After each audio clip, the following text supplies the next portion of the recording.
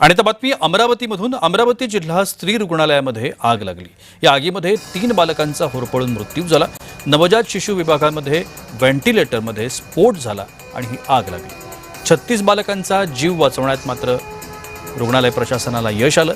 आगीमध्ये 3 बालकांचा मात्र होरपळून मृत्यू झाला. अमरावती जिल्हा स्त्री रुग्णालयामधल्या नवजात शिशु अतिदक्षता कक्षामध्ये पहाटे 3:30 वाजण्याच्या सुमाराला अचानक व्हेंटिलेटरमध्ये स्फोट झाला आणि ही आग लागली. ड्युटीवर असलेल्या डॉक्टरांसह कर्मचाऱ्यांनी मुलांना बाहेर काढलं, मात्र आगीमध्ये 3 लहान बालकांचा होरपळून मृत्यू झाला.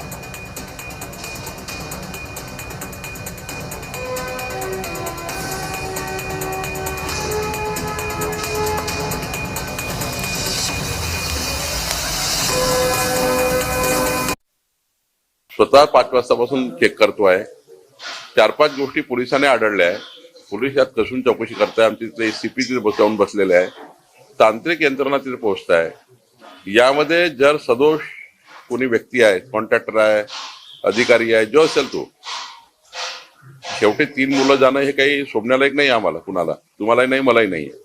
त्यामुळं सदोष मनुष्यवध आहे का हे त्या ठिकाणी बघावं लागेल. कारण सदोष जर असेल, त्यातून झालं असेल तर मात्र याच्यातून आम्ही कारवाई करू. आता राज्याचे जे मुख्यमंत्री आहेत देवेंद्र फडणवीस, ते हे राहुल गांधीमुळे झालं असं म्हणणार आहेत का?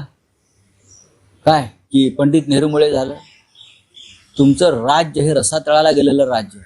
आरोग्य, शिक्षण, रस्ते विभाग, कुठे एकही खातं नीट चालत नाही. मुलं जळली जात आहेत, मारली जात आहेत, खड्ड्यामध्ये लोक पडून मृत्यू होत आहेत आणि तुम्ही हे राहुल गांधीची स्पर्धा करताय. राहुल गांधीची स्पर्धा तुम्हाला शक्य नाही देवेंद्रजी.